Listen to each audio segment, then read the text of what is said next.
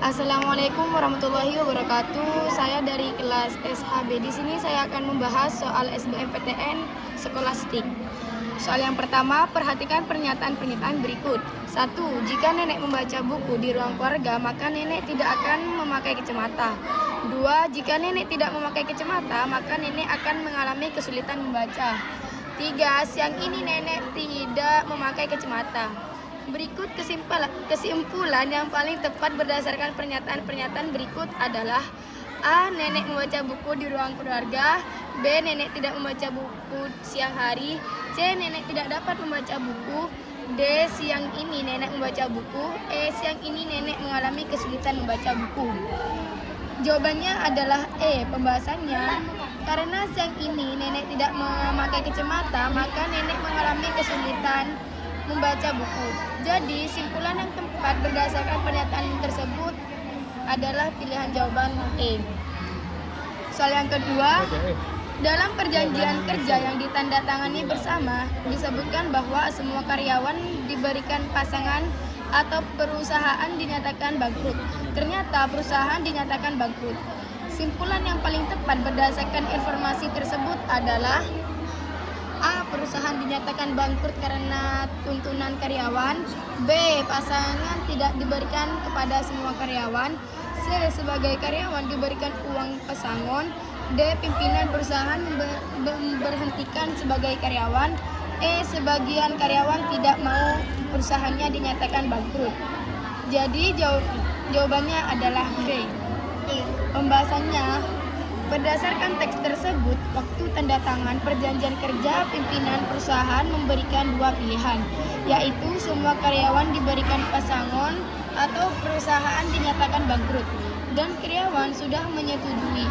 Karena perusahaan dinyatakan bangkrut, maka karyawan tidak diberikan pesangon. Soal yang nomor 3. Perhatikan dua pernyataan berikut. 1. Sebagian pengurus OSIS mahir berkomunikasi dengan bahasa asing. 2. Semua yang mahir berkomunikasi dengan bahasa asing adalah peserta didik yang pandai berpidato.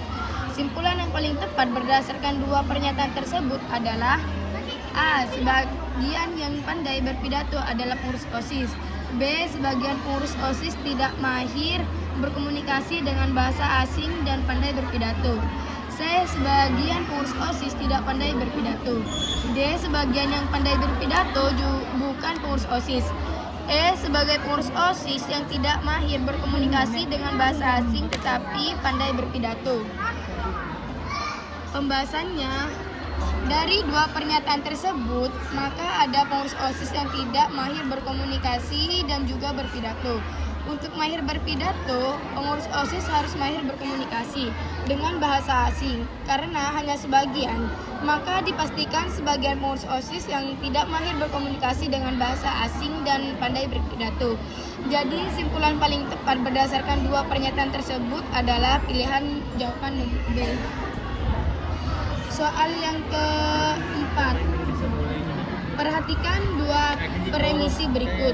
Premisi 1, orang yang mempunyai penyakit gangguan lambung tidak boleh telat makan dan mengkonsumsi makanan yang pedas. Premisi 2, Arya adalah pasien rumah sakit yang menderita penyakit emah.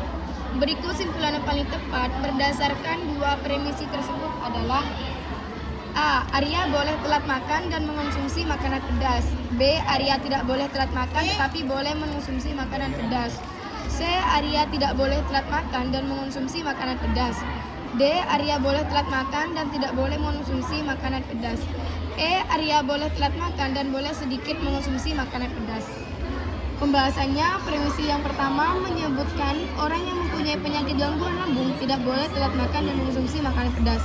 Premisi yang kedua menyebutkan Arya adalah pasien rumah sakit yang menderita penyakit emah. Penyakit emah adalah penyakit gangguan pada lambung, sehingga simpulan yang benar yaitu Arya tidak boleh telat makan dan mengonsumsi makanan pedas. Jadi simpulan paling tepat berdasarkan dua premisi tersebut adalah pilihan jawaban C. Jadi cukup sekian pembahasan dari saya, kurang lebihnya mohon maaf. Wassalamualaikum warahmatullahi wabarakatuh.